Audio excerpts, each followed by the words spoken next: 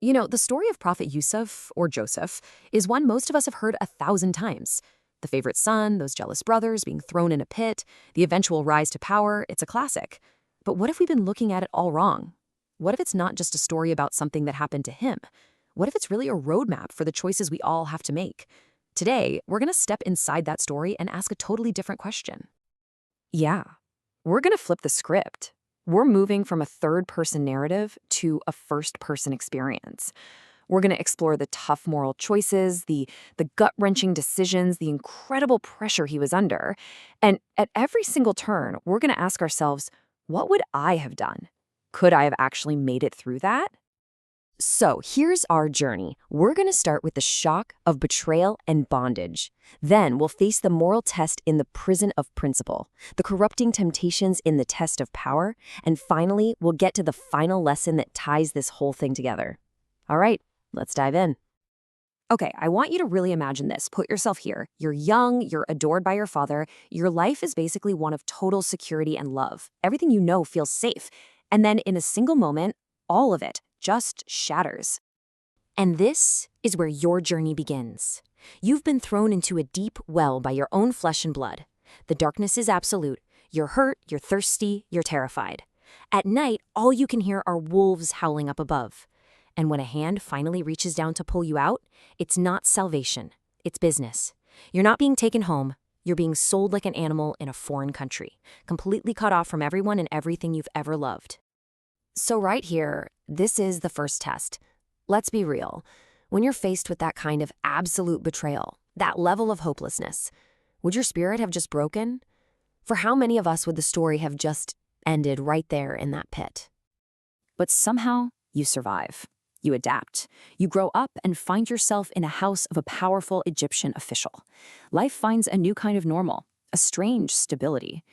But of course, a new test is just around the corner. And this one isn't about your body, it's about your soul. You're in the prime of your life, and the wife of your master, she makes an advance in a moral proposition that, honestly, promises worldly comfort, maybe even power. And right there, you are at a massive crossroads. Your entire future is hanging on this one decision. The choice couldn't be clearer, could it? Path 1, you give in. You get short-term comfort, security, maybe even some influence with a powerful woman.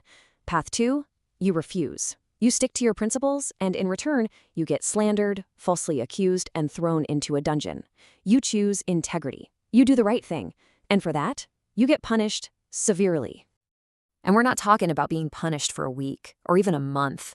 We're talking about years. The absolute best years of your youth are just gone. Wasted in a primitive prison. No comfort, no justice. Just the slow, painful grind of time, day after day. All because you stood for something.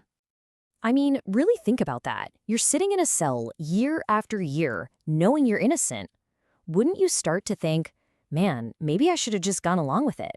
What did being principled even get me? Wouldn't you start to believe that in this world only the corrupt get ahead? But then, just when it seems all is lost, the story takes another wild turn. Your gift for interpreting dreams finally gets the king's attention.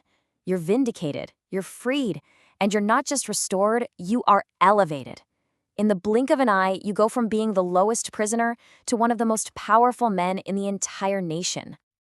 Suddenly, you're the one in charge. You have total authority over the very people who made you suffer. The woman who lied about you, the master who threw you in prison without a second thought. They're all now subject to your will. So let's be honest with ourselves. With that much power, after everything you've been through, wouldn't that desire for revenge just be overwhelming? That urge to make them feel just a tiny fraction of the pain that you felt for all those years? But it's not just about revenge, is it? There's another, much sneakier test. Your main job is to manage the country's food supply through a massive 7-year famine. The temptation must be incredible, to just skim a little off the top. Build a personal fortune. You could easily tell yourself, hey, after everything that was stolen from me, I've earned this. This is just my fair share. But you know that if you do it, everyone under you will do it too. Corruption would spread like a virus, the whole system would collapse, and the nation would starve. And that's a tough one, isn't it? When you feel like the world owes you, like you've been deeply wronged, how do you fight back against that quiet little voice that tells you you're entitled to take what you want? Could you really put the good of an entire nation above what you feel you're owed? And this right here brings us to the core truth of this whole incredible journey. You see, none of these tests were random. Every single one was a crucial, necessary step on a much, much bigger path. This is where it all clicks into place. Just think about the chain of events. If you had given in to that temptation in the palace, you never would have ended up in prison. If you weren't in prison, you never would have met the king's cupbearer. And without him, you never would have been called to interpret the dream that saved an entire civilization. Every single time you said no to injustice, every moment of patience through suffering was actually a yes to a much greater destiny.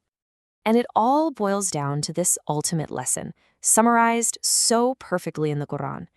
It's a divine promise, really. Righteousness and patience are never, ever wasted. The reward might be delayed, it might show up in a way you totally don't expect, but it is never lost. So as we finish up, I want to leave you with this one question to really think about. As you walked this path in your own heart, at which point would your story have taken a different turn? Would it have been in the well of despair? In the prison of injustice? Or maybe in the palace of power? The answer to that?